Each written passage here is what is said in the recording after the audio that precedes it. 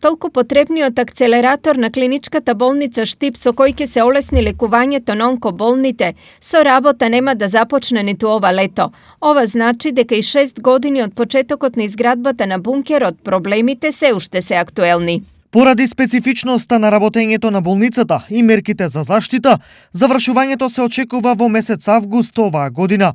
Припремните работи се завршени.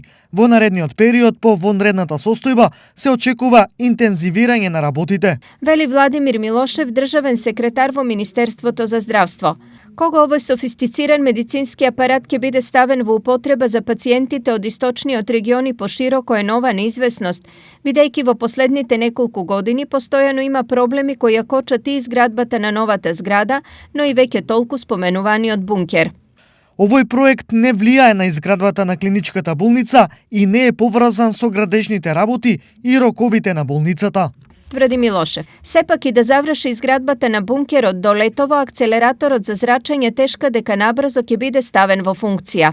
Ние во моментот имаме 20 специјалисти онколози, меѓутоа се потребни и други профили.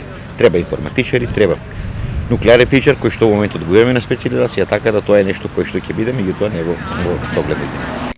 Од овој месец пациентите со малигни заболувања сепак потребната онколошка терапија ќе ја примаат во клиничката болница во Штип, но само таблетарната и субкутана.